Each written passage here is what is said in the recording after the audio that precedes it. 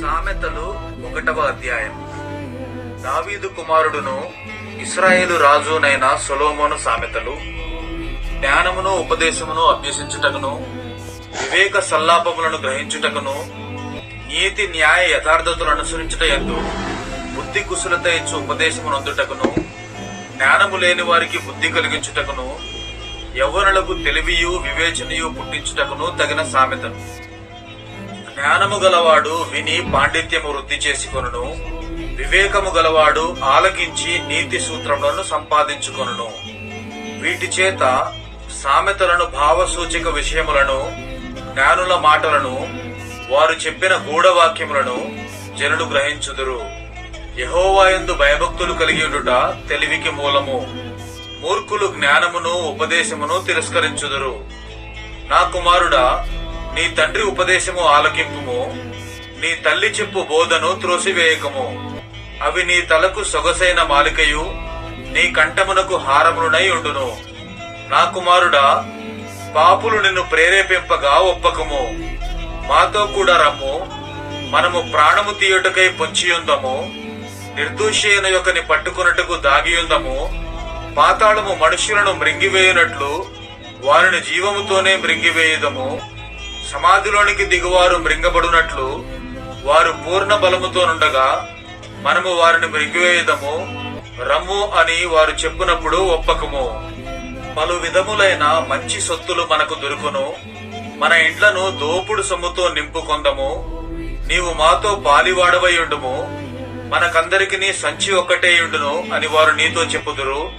నా కుమారుడా, నీవు వారి మార్గమున పోకుము. వారి త్రోవలయందు నడవకుండా నీ పాదము వెనుకకు తీసుకొనుము.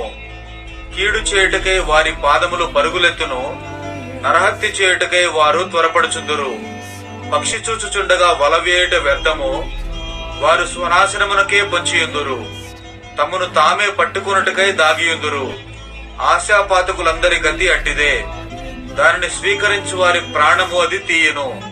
జ్ఞానము వీధులలో కేకలు వేయుచున్నది, సంత వీధులలో బిగ్గరగా పలుకుచున్నది. గొప్ప సందడి గల స్థలములలో ప్రకటన చేయుచున్నది. పురద్వారములలోను పట్టణములోను జ్ఞానము ప్రచురించుచు తెలియజేయుచున్నది. ఎట్లనగా, జ్ఞానము లేని వారులారా, మీరెన్నాళ్లు జ్ఞానము లేని వారుగా ఉండగోరుదురు? అపహాసకులారా, మీరెన్నాళ్లు అపహాస్యము చేయుచు ఆనందింతురు? బుద్ధిహీనులారా, మీరెన్నాళ్లు జ్ఞానమును అసహించుకొందురు? నా గద్దింపు విని తిరుగుడి, ఆలకించుడి. నా ఆత్మను మీ మీద కుమ్మరించుదును, నా ఉపదేశమును మీకు తెలిపెదను. నేను పిలువగా మీరు వినకపోతిరి, నా చేయి చాపగా ఎవరునూ లక్ష్య పెట్టకపోయిరి. నేను చెప్పిన బోధ ఏమియో మీరు వినక త్రోసివేసితిరి. నేను గద్దింపగా లోబడకపోతిరి. కాబట్టి మీకు అపాయము కలుగునప్పుడు నేను నవ్వెదను, మీకు భయము వచ్చినప్పుడు నేను అపహాస్యము చేసేదను. భయము మీ మీదికి తుఫాను వలె వచ్చినప్పుడు, సుడిగాలి వచ్చునట్లు మీకు అపాయము కలుగునప్పుడు, మీకు కష్టమును దుఃఖమును ప్రాప్తించినప్పుడు నేను అపహాస్యము చేసేదను. అప్పుడు వారు నన్ను గూర్చి మొర్ర పెట్టెదరు గాని నేను ప్రత్యుత్తరమియకుందును. నన్ను శ్రద్ధగా వెదికెదరు గాని వారికి నేను కనబడకుందును. జ్ఞానము వారికి అసహ్యమాయను, యెహోవా యందు భయభక్తులు కలిగి ఉండుట వారికి ఇష్టము లేకపోయెను. నా ఆలోచన విననొల్లకపోయిరి, నా గద్దింపును వారు కేవలము తృణీకరించిరి. కాబట్టి వారు తమ ప్రవర్తనకు తగిన ఫలమును అనుభవించెదరు.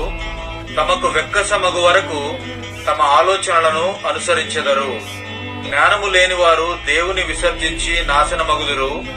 బుద్ధిహీనుడు క్షేమము కలిగినదని మైమరచి నిర్మూలమగుదురు. నా ఉపదేశమును అంగీకరించువాడు సురక్షితముగా నివసించును. వాడు కీడు వచ్చునన్న భయము లేక నెమ్మదిగా నుండును.